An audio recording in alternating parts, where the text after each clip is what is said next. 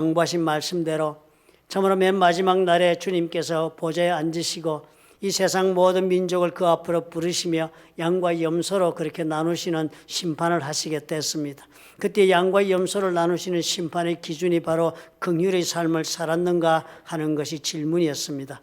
우리가 그 말씀을 알건대 여러분 기도 가운데 올해 한 해는 꼭 우리가 참으로 사랑을 실천하고 긍휼을 실천하는 그런 삶을 통해서 우리 하나님의 사랑과 은혜를 우리가 체험해보는 그런 기회를 가지시기를 부탁을 드립니다. 많은 분들이 꼭 신청하셔서 같이 우리 모여서 기도하고 참여하시기를 부탁을 드립니다. 시작은 4월 첫 주부터 우리가 하도록 하겠습니다. 다음 주는 우리 서머타임이 해제가 되어서 1시간 빨라지겠습니다. 여러분 잊지 마시고 꼭 시계를 1시간 앞당겨 주시기를 바랍니다.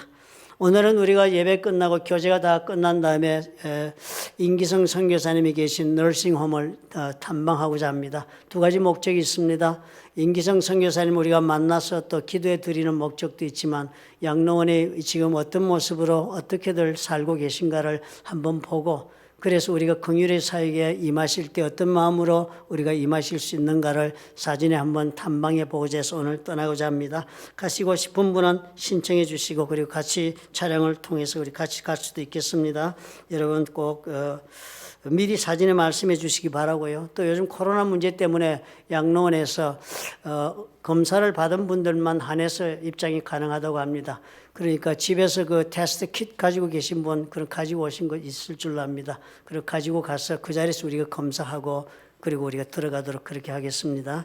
여러분 이해하시고 동참해 주시기 바랍니다. 헌금을 위해서 기도하겠습니다. 사랑과 자비와 긍휼의 하나님 아버지, 오늘도 우리의 삶이 하나님의 손에서 아버지 모든 필요가 채워지고 주의 나라와 그 일을 위하여 우리가 삶을 드릴 수 있도록 하나님께서 허락하시고 또 인도해 주신 귀한 삶을 우리가 살게 해 주신 것을 참으로 감사하고 또 감사합니다. 우리에게 주의 사랑이 있어 오늘도 우리가 이 자리까지 올 수 있었던 것을 기억합니다. 아버지 그래서 그 마음을 실어 아버지 앞에 10의 1조와 감사 헌금과 사랑의 예물을 하나님 앞에 올려드립니다. 주님께서 연락하시고 주님 축복해 주시옵소서.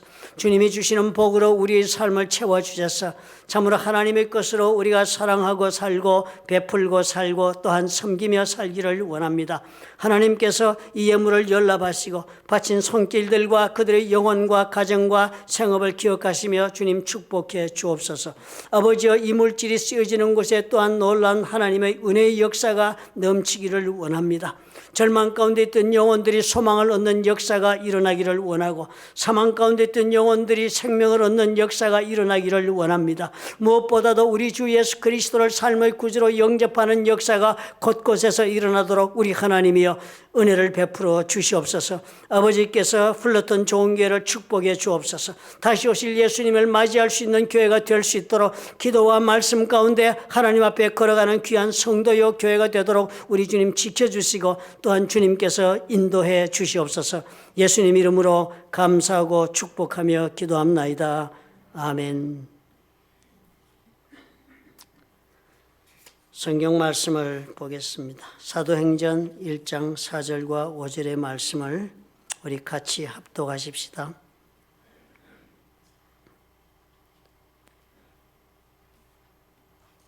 사도와 함께 모이사 그들에게 분부하여 이르시되 예루살렘을 떠나지 말고 내게서 들은 바 아버지께서 약속하신 것을 기다리라.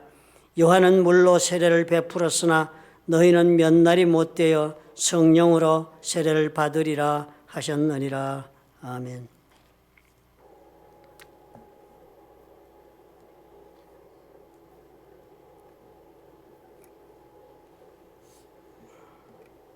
오늘은 우리가 예수 그리스도의 네 번째 명령이 되는 성령을 선물로 받으라 하는 말씀을 우리가 생각해 보도록 하겠습니다.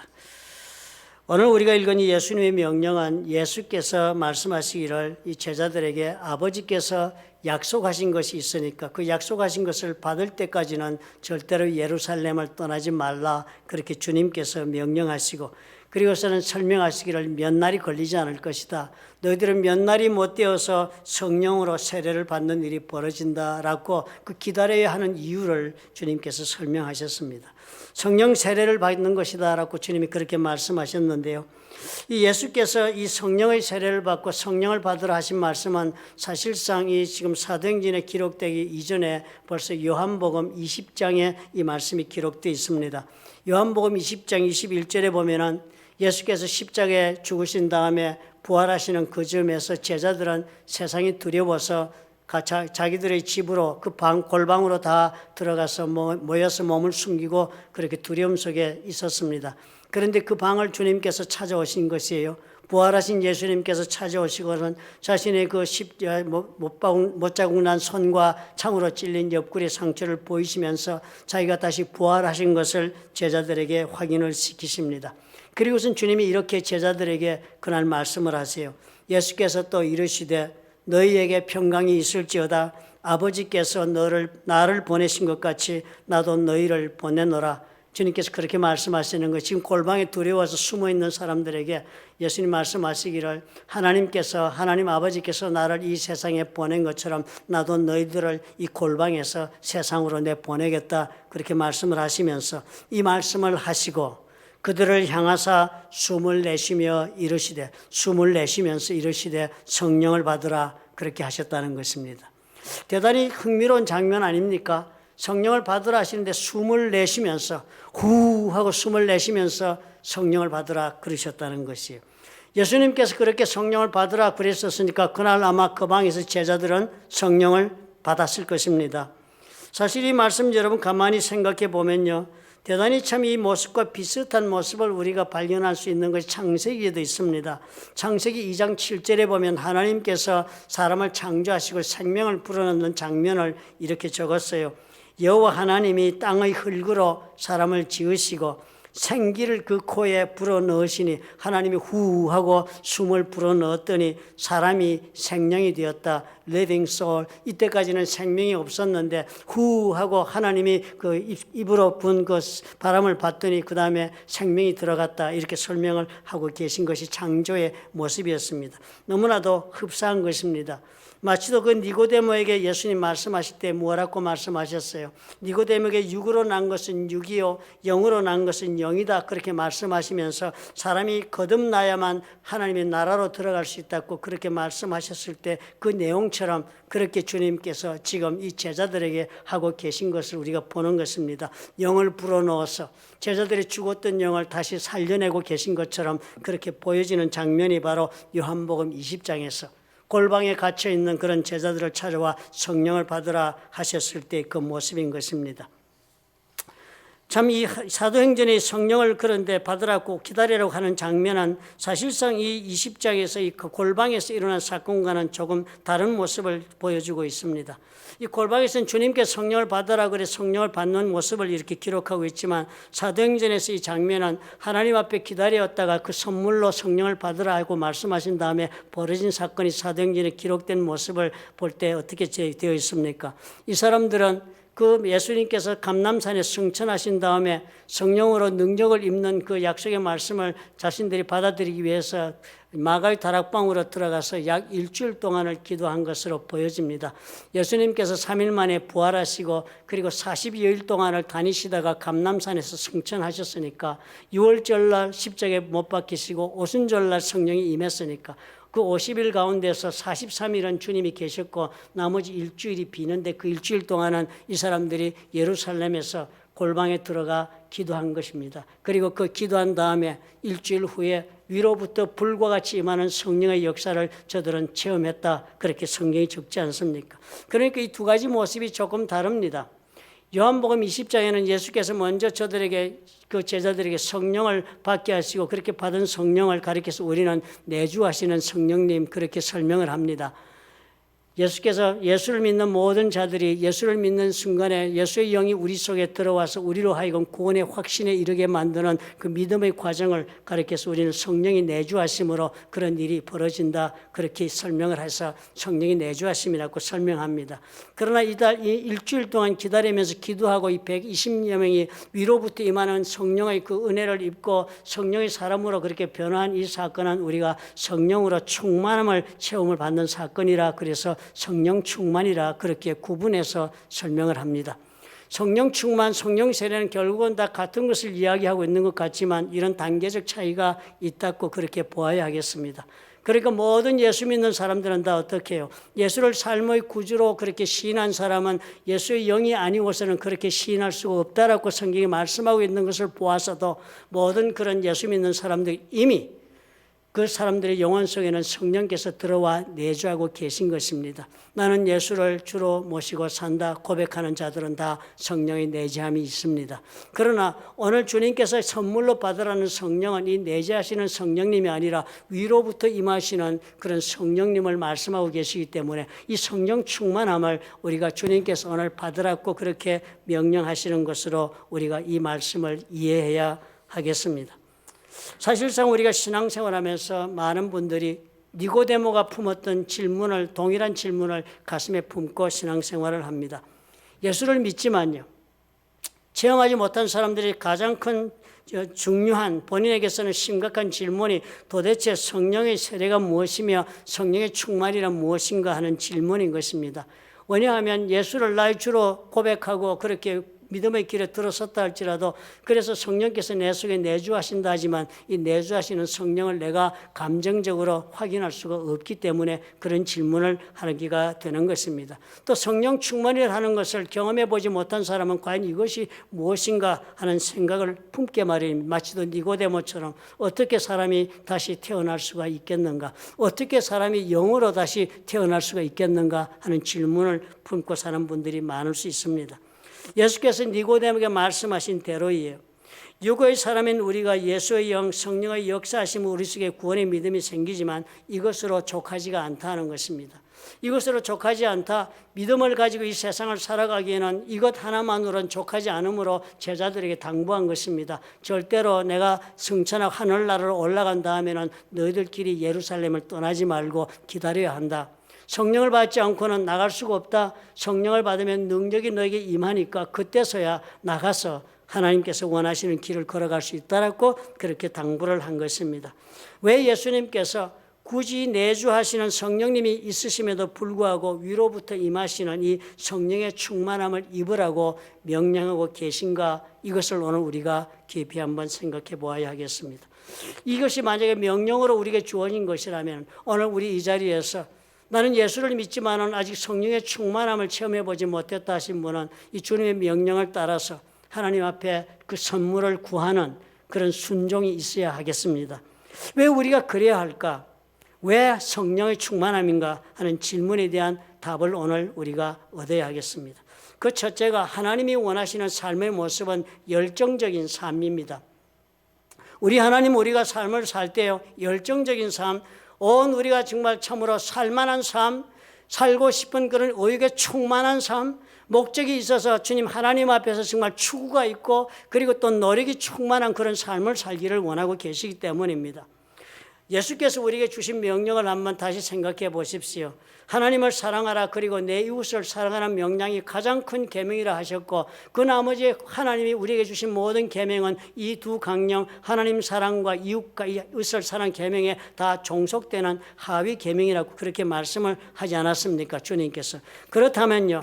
우리가 말하고 있는 하나님의 말씀대로 산다라고 할 때 우리에게 주어지는 하나님의 모든 말씀은 다 이 사랑하라는 계명의 하위 개념이라면 이 모든 계명을 준수하는 것에 있어서 그 계명을 준수하는 자세는 하나님을 사랑할 때 어떻게 사랑하라고 한 그 모습으로 그 말씀을 우리가 지켜야 할 것입니다. 어떤 모습으로 사랑하라고 이 말씀을 주셨습니까? 이렇게 적었습니다. 내 마음을 다하고 목숨을 다하고 뜻을 다하여 주 너의 하나님을 사랑하라고 그랬습니다. 마음을 그냥 주어서 사랑하는 게 아니고요. 마음을 다드려야 하는 것입니다. 또 내 온 목숨을 걸어야 한다는 것입니다. 이 사랑을 목숨을 걸고 사랑해야 된답니다. 또 그리고 내 모든 의지를 다 동원해서 온 힘을 다해서 사랑해야 된다고 그렇게 말씀하신 것입니다. 사실상 이런 삶은 어떤 삶이 대단히 열정적인 삶입니다. 정열적으로 사랑하는 모습이 바로 이런 것입니다. 온 마음과 목숨과 온 뜻을 다해서 사랑한다면 참으로 어떤 다른 것도 생각해 보지 않고 어떤 다른 것도 개입되지 않고 전적으로 사랑만 하는 그런 뜨거운 사람의 모습이 되겠습니다. 신명기서 6장 5절도 동일한 표현을 하고 있습니다. 거기에서는 이렇게 적습니다. 너는 마음을 다하고 뜻을 다하고 온 힘을 다하라 그랬습니다. 온 뜻을 다하는 데서 온 힘을 다해라. 네가 가지고 있는 온 힘을 다 동원해서 사랑하는 데 다 쏟아부어 넣어라. 그렇게 주님이 말씀하고 계신 것입니다. 그러니까 어떤 삶이에요? 대단히 적극적인 삶입니다. 대단히 열심으로 사는 삶일 것이고 모든 것을 다 투자하고 사랑하는 삶이 되어야 마땅할 것입니다. 정열적인 삶을 살아야 하는 것이에요. 확신에 차서 살아야 하는 것입니다. 사실 여러분 가만히 한번 생각해 보십시오. 우리 신앙의 길에서 가장 우리가 지금 필요한 것이 무엇이라고 생각하십니까? 예수를 믿어도 여러분 예수를 믿으면서 얼마만큼 열정적으로 예수를 믿는 까닭에 내 삶에 사는 것 같은 것을 느끼면서 그렇게 살아본 적이 과연 몇 번이나 되십니까? 아무나 그렇게 다 열정적으로 예수 믿고 사는 것이 아닌 것입니다. 참으로 우리 삶을 돌아보면 우리는 신앙의 길을 걸어오는 동안에 언젠지도 모르게 우리는 어떻게 해요? 대단히 점잖하고 조용하고 냉정한 그리스도인으로 우리가 살고 있는 자신을 발견할 때가 많은 것입니다. 우리 주님 말씀하시는 거예요. 그 모습은 주님이 원하시는 모습이 아니라 하시는 거예요. 네 마음을 다 쏟는 신앙의 길을 걸어야 한다. 네 뜻을 다 쏟아부어야 하고 네 목숨을 걸어야 한다라고 주님 말씀하시는 거예요. 이런 열정으로 우리가 사는 것이요. 그것이 사람의 힘으로 가능한 것이 아니기 때문입니다. 요한계시록 3장 16절에 여러 번 말씀을 두려운 말씀을 기억하실 것입니다. 내가 이같이 미지근하여 뜨겁지도 아니하고 차지도 아니하니 내 입에서 너를 토하여 내버리리라. 우리 주님이 경고하신 말씀이 바로 이 말씀이었습니다. 우리가 예수를 믿고 살아가는 신앙의 길에 열정 없이 사는 신앙의 길은 마치도 그 길은 어떻게 해요? 주님께서 우리를 배척하고 던져버리고 그리고 뱉어버리는 그런 존재가 되는 것과 똑같은 길을 선택하고 있는 것과 똑같은 것입니다. 주님이 그래서 성령의 충만함을 입으라 말씀하시는 것입니다. 성령의 충만함을 입을 때 우리 하나님 앞에서 우리가 뜨거운 삶을 열정적인 삶을 우리가 시작할 수 있기 때문입니다. 사도행전의 사도들을 보십시오. 그 방 안에 두려워서 숨어있던 사람들입니다. 그 사람들이 이렇게 일주일 동안 기도하고도 성령의 불을 받고 나서 이 사람들은 전적으로 다른 사람들이 되어서 온 평생 동안에 어디 가서든지 열심으로 자기가 하고 싶은 일을 다 추구하고 하나님 기뻐하시는 일을 감당했던 사람들로 인생을 살았습니다. 어느 하루도 우유부단하고 어느 하루도 미적지근한 인생을 산 사람이 한 사람도 없었습니다. 모든 사람이 다 뜨거운 인생을 살았습니다. 주님께서 이런 인생을 살기를 저와 여러분에게 원하시기 때문에 성령의 충만함을 입기를 원하시는 것입니다. 또 두 번째 이유가 있습니다. 우리가 말씀에 순종하는 것만으로 우리가 족하지 않습니다. 우리 주님 말씀에 순종함으로 우리가 다른 사람으로 변화되기를 원하시기 때문에 성령의 충만함을 입으라 그렇게 말씀하십니다. 사실 우리가 믿음의 길에 들어서게 되면은 예수를 믿어야지 우리가 이렇게 마음 먹고 나면 제일 먼저 무엇이 생깁니까? 내 마음속에 잘 믿어야지. 내 마음속에 예수님 말씀대로 한번 살아봐야지. 이런 욕구는 누구에게나 다 공통적으로 생깁니다. 예수를 믿겠다 하면서 나는 예수님이 말씀하신 전혀 상관없이 내 뜻대로 한번 살아보겠다라고 그렇게 말하면서 예수 믿겠다는 사람은 없습니다. 하나님 믿겠다. 내 예수님 믿어야지. 그렇게 마음 먹고 신앙의 길에 들어오시면 다 우리 하나님이 원하시는 모습으로 예수님 말씀하신 대로 살아보아야지. 그렇게 생각합니다. 즉 다른 말로 표현하면 경건의 삶을 내가 한번 시작해 보아야 되겠다. 우리 하나님이 원하시는 그런 거룩한 길로 들어서는 길에 나도 한번 동참해 보고 싶다. 하나씩 둘씩 해볼 수 있는 것부터 해보자. 이렇게 생각하는 욕구가 생깁니다. 당연한 것이지요. 그러니까 바울도 디모데에게 사역에 대한 마지막 당부를 할 때 이렇게 당부를 했습니다. 디모데 전서에 보면 사도 바울이 그 아들과도 같은 영적인 아들 디모데에게 이렇게 당부를 하고 가르칩니다. 망령되고 허탄한 신화를 버리고 경건에 이르도록 네 자신을 연단하라. 사람들 많이 만나고 하니까 세상 사나 사람들의 일로 그 마음을 빼앗기고 그거 생각하고 말하고 살지 말고 경건에 이르도록 네 자신을 연단해라. 네 자신을 그렇게 가꾸고 훈련시키며 지키는 그런 노력을 쏟고 살도록 해라. 그래서 하나님의 사람이 되도록 경건에 이르도록, 즉 하나님의 사람의 모습을 갖추도록 그렇게 노력해라 그랬습니다. 그리고서는 이렇게 설명을 했어요. 육체의 연단은 약간의 유익이 있으나, 그렇지요, 육체적으로 운동하면 유익이 있습니다. 그러나 그것은 약간이다. 그러나 경건은 범사에 유익하다. 경건의 이 훈련을 하면 모든 면에서 유익한 일이 벌어진다. 금생과 내생의 약속이 있다. 하나님께서 주시는 놀라운 선물의 약속이 있다. 그러므로 경건의 노력을 기울이도록 해라 당부하면서 디모데전서 4장 11절에 이렇게 못을 박습니다. 너는 이것들을 명하고 가르치라. 대단히 중요한 것을 명령하고 있는, 경건의 길에 들어서고 그 길을 가르치고 네가 스스로 지키는 일에 네 자신을 훈련시키라. 단호하게 바울이 말한 것처럼 신앙의 길은 바로 이 길인 것입니다. 저와 여러분도 우리가 다 표현은 정확하게 할 수 있든지 없든지 간에 우리 모두가 걸어가는 길은 무엇이에요? 나는 좀 경건한 그런 길을 한번 찾아보고 걸어가고 싶다는 내적인 욕구의 표현이 있는 것입니다. 예수를 믿고부터 우리 신앙의 노력이 이렇게 시작이 되는 것입니다. 어떻게 해서든지 하나님의 말씀대로 살아야 한다는 부담감이 우리 머릿속과 가슴에 가득 차지요. 살아야 한다. 그것이 바로 경건에 이르는 길이라고 믿으니까요. 예수 믿으면서 내 마음대로 살 때마다 우리 마음에는 자책이 있고 부담이 있고, 그리고 또 그것 때문에 사실상 내 자신을 질책할 때도 많은 것이 사실이 아닙니까? 그래서 누구나 다 노력을 하고 있습니다. 그 사람마다 정도의 차이는 있지만 오늘 이 성전에 앉아있는 모든 분들은 아마 나름대로의 경건의 노력을 쏟아붓고 있을 것입니다. 그런데 어떻습니까? 우리가 공통적으로 느끼는 것은 이 말씀대로 산다는 것은 보통의 일이 아닌 것을 언제나 발견합니다. 말씀대로 살고자 하면 언제나 우리는 부딪히는 것이 도전에 부딪힙니다.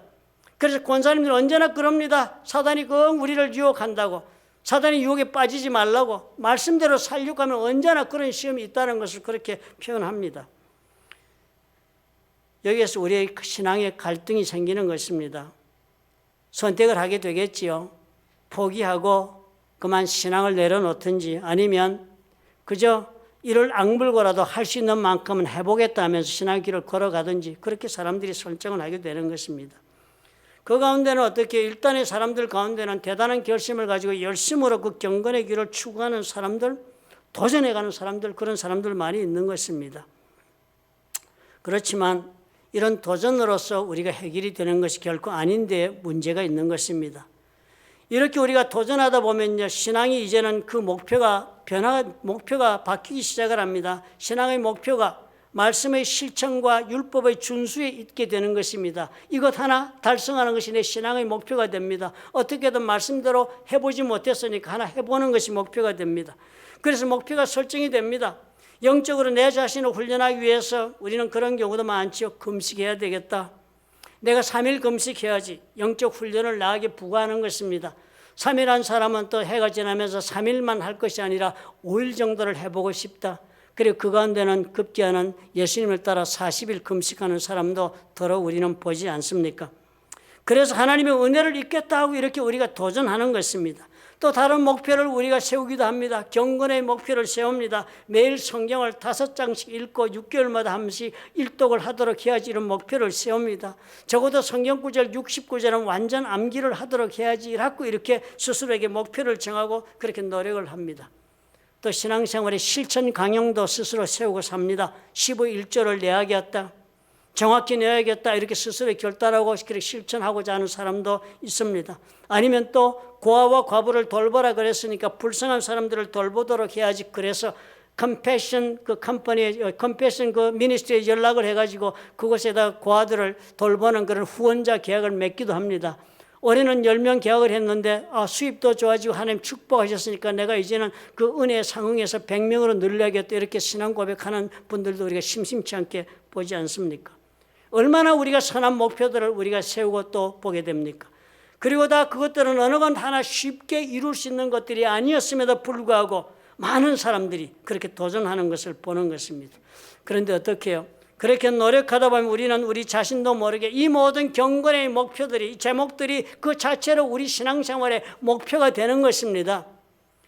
마치도 등산을 하여 높은 산을 올라가 정복하는 것 자체가, 그 자체가, 등산 자체가, 산을 정복하는 그 자체가 인생의 목표가 되는 것처럼, 우리는 남이 하지 못하는 기도하는 것이 내 신앙의 목표가 되고, 남이 헌신하지 못하는 정도로 헌신하는 것이 신앙의 목표가 되고, 남이 내지 못하는 헌금을 내는 것이 내 신앙의 목표가 되고 많은 것입니다. 거룩한 목표지요. 경건에 이르기 위해 남들과는 다른 노력을 쏟아붓는 것 자체가 얼마나 거룩한 노력입니까? 그런데 이 과정에서 필연적으로 발생하는 일이 무엇입니까? 목표를 달성한 것은 결국 누가 한 것입니까? 내가 내 자신을 쳐서 그 말씀에 복종시켜 결국 내가 나를 쳐서 그 목표를 달성한 사람이 되고 마는 것입니다. 내 스스로가 이룬 성취의 결과 앞에 나는 어떻게 해요? 스스로가 의로운 일을 행한 사람으로 내 자신을 착각하기 시작하게 됩니다. 예수님 시절의 사람들도 우리와 동일한 입장이 있었습니다. 저들도 어떻게든지 하나님 말씀대로 사는 대명제가 주어진 사람들이 이스라엘 백성들이었습니다. 예수님 시절에. 왜냐? 그들은 그들의 조상이 하나님의 말씀대로 살지 못한 벌의 대가로, 심판의 대가로 나라를 잃고 가족도 잃고 포로로 바빌론에 70년 살다가 다시 돌아와서 지금 삶을 허락받은 사람들의 후예들이기 때문입니다. 우리가 이런 민족이 나라가 망하고 서름을 겪고 가족이 고통을 겪은 것은 말씀을 준수하지 못했기 때문이므로 이제 우리가 목숨을 걸고 이 말씀을 지켜야 한다는 게 저들의 삶의 대명제였습니다. 우리 하나님 앞에 우리가 복을 누리고 살고 오늘을 살기 위해서 이 말씀을 생명을 걸고 지켜야 한다는 것이 저들에게 주어진 신앙의 과제였습니다. 그래서 그들은 목숨 걸고 율법을 지키기로 노력을 하고 작정을 했습니다. 그래서 무엇이 되었습니까? 저들에게는 이 신앙생활 그 자체가 율법 준수가 그 목표가 되고 전부가 되고 만 것입니다. 율법의 준수에 성공하면 인생의 답이 오는 것이라고 믿었습니다. 그렇게 해서 율법 자체가 저들 신앙의 목표가 되었지만 그들이 가장 마음속 깊은 곳에는 어떻게 해요? 이 율법을 제대로 지켜내지 못하는 그런 자신의 두려움과 좌절이 자리하고 있었던 것입니다.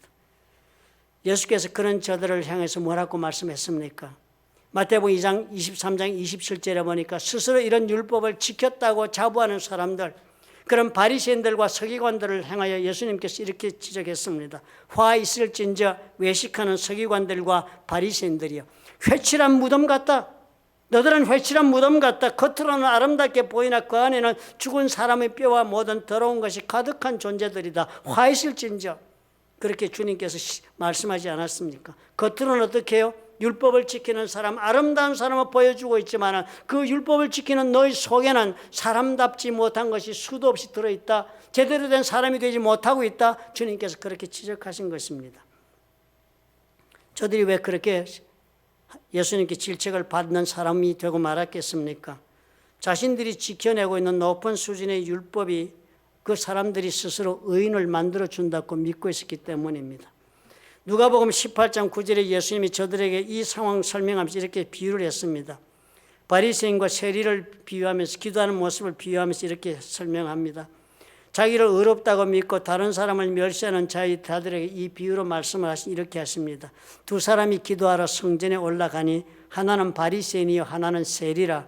세리는 유대인들에게 대단히 모멸받는 직업을 가지고 있는 그런 매국적 그런 인사들로 취급받는 사람들입니다. 바리새인은 따로 서서 기도하여 이르되 이렇게 기도합니다. 바리새인이요, 하나님이여, 나는 다른 사람들 곧 토색, 불이, 간음을 하던 자들과 같이 아니하고 이 세리와도 같이 아니함을 감사하나이다. 나는 일에 2번씩 금식하고 또 소득의 11조를 드리나이다. 이렇게 기도한 거예요. 이런 기도하는 사람을 두고 예수님께서 뭐라 그럽니까? 자기를 의롭다고 믿고 있는 사람의 기도가 이랬다는 거예요. 그리고 세리는 어쨌습니까? 멀리 서서 감히 눈을 들어 하늘을 쳐다보지도 못하고 다만 가슴을 치며 이르되 하나님의 불쌍히 여기소서 나는 죄인이로소다 하였느니라. 그것이 과연 누가 은혜를 입고 누가 과연 의롭다함을 입었겠느냐라고 주님이 질문한 비유의 이야기인 것입니다. 바리새인들이 무엇이었습니까? 스스로 율법을 준수하는 일에 성공하고 있다고 자부하는 사람입니다. 나는 2번씩이나 금식합니다. 세상에 금식하는 사람이 깔려 있는데요. 나는 하루에 3번씩 기도합니다. 세상에 기도하는 사람이 깔려 있는데요. 나는 사람을 때가 되면 언제나 성전에서 가난한 사람들을 구제할 때마다 나도 성전에 나팔 불 때 은나팔을 불면서 내가 모아놓은 이 구제품들을 사람들한테 나누어 줍니다라고 얘기하는 사람들이 바리새인들인 것입니다. 나는 말씀대로 살고 있는 그런 의로운 일을 행하고 있는, 그래서 나는 의인이라고 나는 믿습니다라는 사람들이 이 바리새인들이었습니다. 마치도 우리가 영적인 분야에서요, 영적인 고지를 정복하고 그리고 위협을 달성한 그런 영적인 영웅처럼 그렇게 생각하고 있는 것입니다. 히말라야 산을 정복한 것과 같은 그런 기분을 가지고 사는 것입니다. 히말라야 산을 정복하면 대단한 영웅적 대접을 받습니다. 자랑이 될 수도 있겠습니다. 많은 사람들이 칭송과 인정이 따라오겠습니다. 경건의 노력에서도 지금 이 일이 벌어진 것입니다. 말씀을 지켜내는 그 높은 고지에 도달해가지고 참으로 성취낸 사람, 많은 사람들의 존경과 인정을 받고 그리고 칭송을 받으며 합당한 그런 의로운 사람이 된 것으로 착각하는 일이 벌어진 것입니다. 문제가 어디에 있습니까? 정복했다고 해서 사람이 달라진 것이 결코 아니라는 것을 이 사람들은 깨닫지 못한 것입니다. 하나님의 율법이 그 자체로 우리 신앙의 목표가 될 수 없다는 것입니다. 신앙생활이 율법을 다 준수해내는데 그 목표가 있는 것이 아니기 때문이에요. 하나님의 말씀, 예수께서 우리에게 주시는 명령의 말씀은 우리 보고 어떻게든지 준수해서 정복해라, 그래서 의인이 되라, 그래서 주신 말씀이 아니기 때문입니다. 말씀 그 자체가 우리 신앙의 목표가 될 수 없기 때문입니다. 말씀은 수단이라고 우리가 발견했습니다. 하나님을 사랑하는 방법을 알려주는 길이 되는 말씀이지 그 말씀 자체가 우리 신앙의 목표가 아닙니다. 하나님의 말씀은 하나님을 사랑하는 길을 열어주기 위해 우리가 알려주는 것입니다. 말씀대로 사는 법을 우리가 익혀서 결국은 우리가 하나님을 사랑하는 사람이 되게 하는 데에 이 목표가 있는 것입니다. 우리가 이것을 혼동하면 안 되기 때문입니다. 신앙생활이요, 하나님의 말씀을 따라 경건의 길을 추구하는 것, 예수님의 명령에 순종하여 예수님과 동행하는 길의 이 목표가 사람이 되는 데 있는 것입니다. 하나님을 사랑하는 사람이 되는 데 신앙의 목표가 있는 것이지요. 그리고 그 사랑으로, 하나님을 사랑하는 그 사랑으로 우리가 사람을 사랑하고 그리고 살아가는 인간이 되게 하는 데에 이 율법의 목표가 있는 것입니다. 우리가 이런 율법을 통해 사랑의 행위를 반복하고 그래서 그 사랑의 습관을 들인 사람이 되어 사람의 그 습관이 든 대로 그 사람이 인품도 형성되어 사랑하는 사람으로 우리가 빚어지는데 이 순종의 목표가 있는 것입니다. 우리가 이것을 깊이 이해해야 합니다. 하나님의 명령은 절대적인 순종을 요구합니다. 그러나 그 명령은 준수하는 데 목표를 두고 있는 것이 아니라 그것을 준수하는 것을 통해서 내가 새로운 습관 가운데 들어가서 새로운 사람으로 빚어지는 데 목표가 있다는 사실을 우리가 잊지 말아야 합니다. 사람은 자신의 생각에 따라 행동합니다. 그리고 행동이 반복되면 습관이 이루어지고 습관이 그리고 이루어지면 그 습관대로 살기 시작하면 그것에 따른 습관에 따른 성품, 즉 사람이 만들어지는 것입니다. 이스라엘 백성들이요 430년 동안 애굽에서 종살이를 했습니다. 430년이 어마어마한 긴 세월이지요. 그들이 살면서 나온 그 탈출해 나온 사람의 숫자가 150만 명이나 되었습니다. 그래서 이 족속들을 모세를 통해 하나님이 해방시켜서 노예의 신분을 해방시켜서 이제는 광야로 나와서 하나님이 저들에게 주고자 약속하신 축복의 땅 가나안으로 가기 위해 광야에 들어섰습니다. 그리고 이 모든 사람들이 광야로 인도에 나와서는 시내산에서 저들에게 새로운 생활 강령을 주었습니다. 앞으로는 애굽의 모든 그 법도와 그런 풍습이나 그런 관습을 따르지 말고 이제는 내가 주는 이 말씀을 따라 앞으로 살아야 한다라고 생활 규범을 준 것이 시내산에 주신 십계명과 그에 따른 율법과 규례였습니다. 그들은 새로운 삶의 방법을 받았습니다. 그리고 하나님께서는 저들에게 그 길 동안에 가르치시고 인도하시고 하나님이 지켜주시며 만나와 메추라기를 먹이시면서 그리고 광야의 길을 건너서 가나안 땅으로 인도해 갔습니다. 그래서 이 사람들 자유민이 되었고 신분적으로 자유민이 되었고 그리고 새로운 삶의 강령도 받아 사는 방법도 받았고 그래서 그렇게 살 수 있는 자유도 있고 그리고 말씀도 있는 그 가지고 이 사람들은 가나안 땅으로 들어가기 위해 도착했습니다. 그래서 가네 바네사에서 요단강 넘어 이제 들어가면 될 때 12정탐꾼을 보내서 어떤 땅인가 어떻게 들어가야 하는가 우리가 준비하기 위해서 정탐꾼을 보내자 그래서 보냈습니다. 그런 그들이 돌아왔을 때 저들은 무엇을 선택했습니까? 저들은 결코 우리는 이 땅에 들어갈 수가 없다. 이 땅은 하나님이 말씀하신 대로 그런 축복의 땅이에는 분명하다. 그렇지만 우리가 안 된다. 우리는 저들 앞에서 마치도 메뚜기와 같은 존재다. 우리는 결코 이 땅을 소유하고 누리며 살 수 있는 사람이 되지 못한다라고 해서 이 사람들은 통곡하며 돌아서서 실패를 선택한 사람들입니다. 이 사람들은 어떻게 해요? 왜 이렇게 이 사람들이 이렇게 되었습니까? 그 가나안 땅에 들어가는 것은 하나님이 약속하여 저들에게 마치도 애굽 땅에서 풀어내 자유민이 되도록 해주신 것처럼 복을 준 삶을 주시겠다고 약속한 삶이었습니다. 가서 하나님 믿고 살면 되는 거지만 살아낼 수가 없었습니다. 왜요? 저들은 신분은 자유민이 되었지만 생각은 아직도 노예였기 때문이었습니다. 저들의 머릿속에 들어있는 노예의 근성, 슬레이브 멘탈리티가 그들을 지배하고 있었기 때문에 아무리 신분이 자유인이었지만 저들은 결코 하나님 주시는 축복의 땅을 자기 것으로 누리는 삶을 선택해내지 못합니다. 이렇게 해서 저들이 광야 40년이 시작된 것입니다. 이 40년이 그러니까 무슨 기간이었습니까? 여러분 한번 돌아보십시오. 하나님께 저들에게 타이트한 컨트롤을 시작하신 기간이 40년입니다. 저들에게 율법을 주시고 그리고 그 율법대로 그 말씀대로 그리고 신분을 주고 그 자유함을 주어서 살도록 했는데도 선택하지 못하는 인간들이 인간 개조를 위한 40년을 시작하신 것입니다. 오랜 노예 근성을 버리고 이제는 자유민의 생각을 가지고 스스로의 인생을 판단하고 하나님을 사랑하며 살 수 있는 사람으로 만들기 위한 훈련을 40년의 훈련을 시작하신 것입니다. 그 훈련의 내용이 어땠습니까? 강훈련이었습니다. 한 발자국도 자기 마음대로 걸어갈 수 없도록 하셨습니다.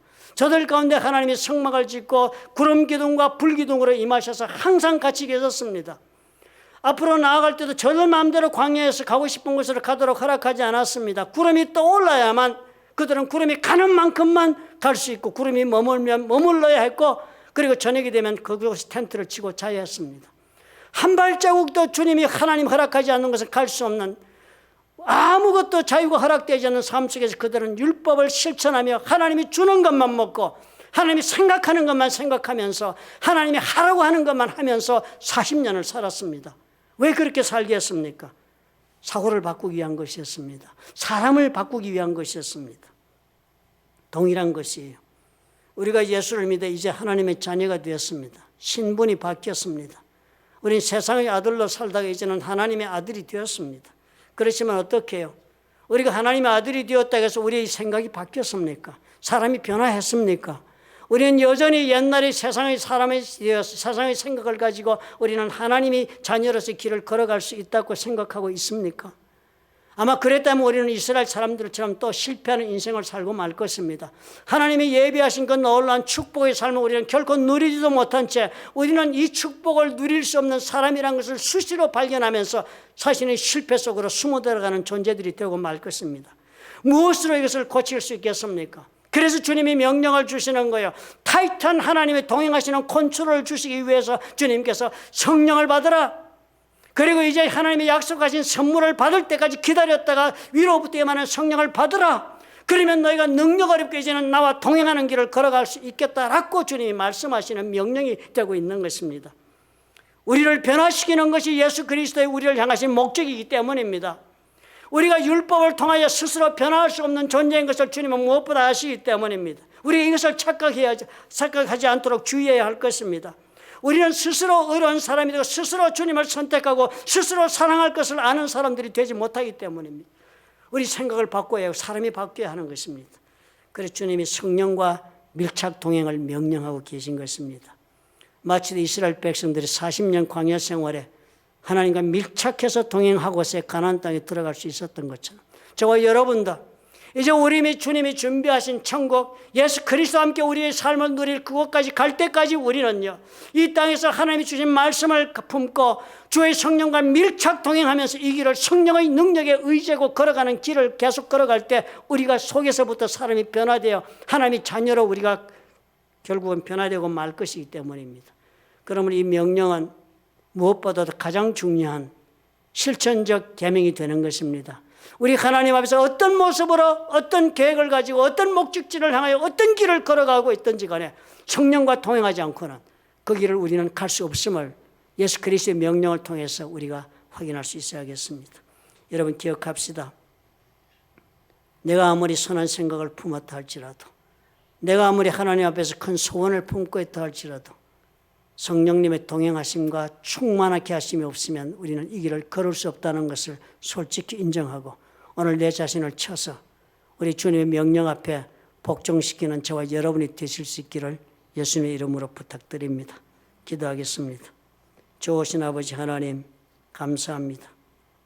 참으로 우리가 어찌하여 주님이여 참으로 하나님의 자녀로 변화할 수가 있겠습니까? 우리 힘으로도 능으로도 못하는 것을 주님께서 아시고 아버지께서 말씀하신 대로 오늘 우리가 다 마음의 소원을 품고 우리 주님께서 말씀하시는 아버지가 주시는 그 선물 성령으로 충만함을 입는 자리까지 나갈 수 있도록 하나님 우리 영혼을 인도해 주옵소서. 어느 한 사람도 낙오하지 않도록 도와주옵소서. 어느 한 사람도 이 모습 이대로 나는 예수를 믿겠다고 아버지와 말하지 않도록 주님 도와주옵소서. 성령의 기름 부심을 허락해 주셔서 내가 이 길을 갈 수 있도록 주님 도와달라고 기도하고 소원하는 우리 모두가 될 수 있도록 하나님 축복해 주시옵소서. 예수님 이름으로 기도합나이다. 아멘.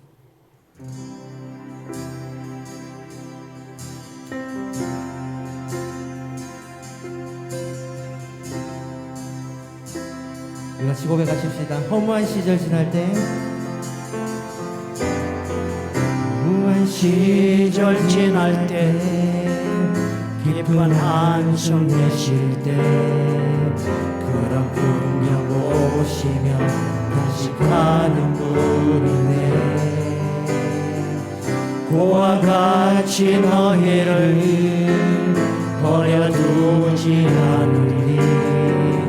내가 너희와 영원히 함께하리.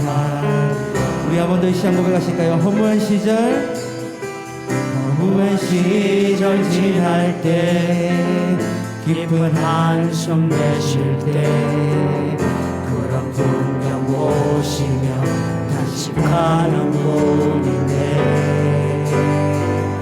고와 같이 너희를 버려두지 않으니 내가 너희와 영원히 함께하리라. 성령이 오셨네. 성령이 오셨네. 내 주에 보내신 성령이 오셨네. 우리 인생 가운데 친히 찾아오셔서 그 나라 꿈꾸게 하시네. 성령이 오셨네. 성령이 오셨네. 성령이 오셨네. 내 주에 보내신 성령이 오셨네. 우리 인생 가운데 친히 찾아오셔서 그 나라 꿈 우리 시간 한 번 더 성령이 오시겠어. 우리 한 번 더 성령이 오셨네. 성령이 오셨네. 성령이 오셨네. 내 주에 보내신 성령이 오셨네. 우리 인생 가운데 친히 찾아오셔서 그 나라 꿈꾸게 하시네. 살아계시고 역사하시는 우리의 좋으신 하나님 아버지, 우리 모두가 다 성령의 아버지의 충만함을 입기를 원합니다. 우리 모두가 다 영으로 거듭나 성령이 임하셔서 새로운 능력 가운데 하나님 앞에 걸어가기를 원합니다. 우리는 참으로 주를 사랑하고 이웃을 사랑하며 살기를 원합니다. 그러나 내 힘으로도 내 능으로도 사랑치 못하고 주님이 온전하게 아버지 행하지 못하는 것을 아버지는 불쌍히 여기시옵소서. 우리 주의 성령이 오늘 우리 가운데 오시옵소서. 성령님 우리의 영혼을 사로잡으시고 우리의 삶을 주님이 주관하시며 우리의 삶을 주님 또한 인도하셔서 하나님 은혜 가운데 우리가 이 믿음의 길을 성령님과 함께 동행하는 아버지의 역사를 감당할 수 있도록 축복해 주시기를 간절히 원합니다. 이제는 우리 주 예수 그리스도의 모든 은혜와 우리 주 예수 그리스도의 사랑과 아버지 하나님의 은혜와 보혜사 성령님의 교통하심이 오늘 말씀을 따라 성령의 충만함을 입고 믿음의 길을 걷기로 작정한 하나님의 사랑하는 자녀들과 그들의 생업과 가정 위에 보혈로 값지고 세우신 불렀던 좋은 교회와 파송하신 선교사들 위에 지금부터 영원토록 함께 하실지어다. 아멘.